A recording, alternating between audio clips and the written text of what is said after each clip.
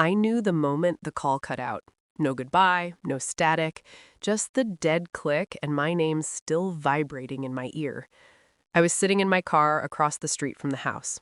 Engine off, hands steady on the wheel. I pictured her key hesitating at the lock, that half-second pause she always took, like she was bracing herself for something she never admitted existed. The door opening, the photos, hundreds of them, glossy, unforgiving. Her face, my boss's hands, hotel mirrors, back seats, angles she never knew were being taken. I imagined the air leaving her lungs. The kids were already there, suitcases lined up like quiet witnesses, a neighbor's porch light flicking on. I didn't need to see it to know how it played out. I rehearsed this part 100 times in my head. Calm, precise, no room for mercy. My phone buzzed again. Her name. I let it ring. It started weeks earlier, not with lipstick or perfume or late nights. It started with a look. She checked her phone and smiled. Small, private, practiced. The kind of smile that doesn't ask permission.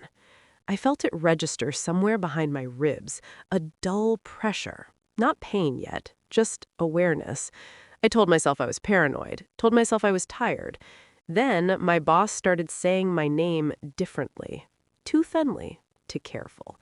Meetings rescheduled, projects reassigned, praise without eye contact, absences lining up like puzzle pieces no one wants to finish. I watched. I listened. I said nothing.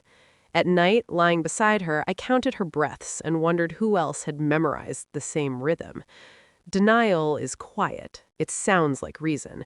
It feels like self-control, until it doesn't. I didn't confront. I collected.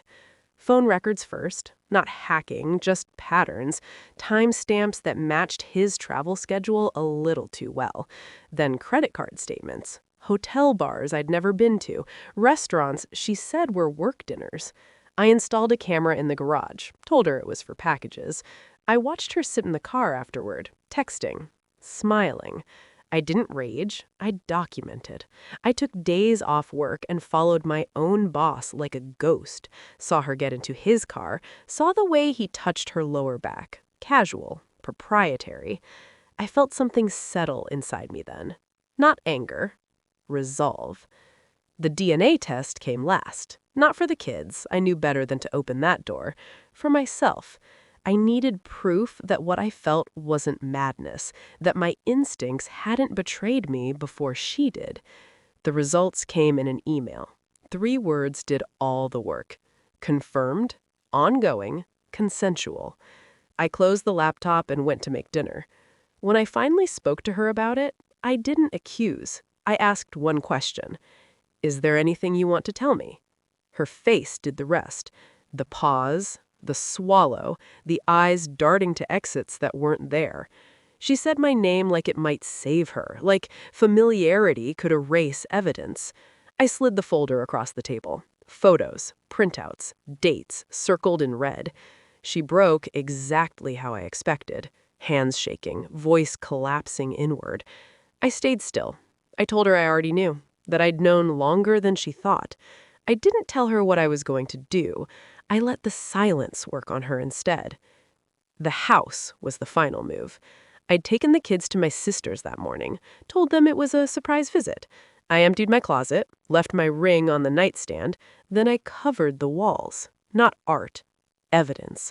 I timed it so the kids would be back with a neighbor right as she arrived, so the truth wouldn't be a private mercy, so she'd have to carry it in public.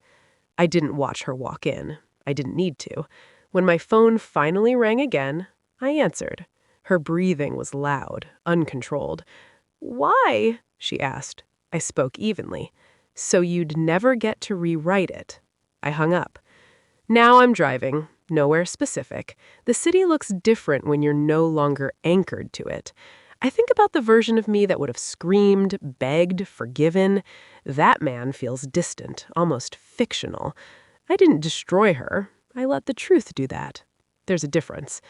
The kids will understand one day, or they won't. Either way, they'll grow up knowing silence doesn't mean ignorance, and love doesn't mean surrender. I don't feel empty.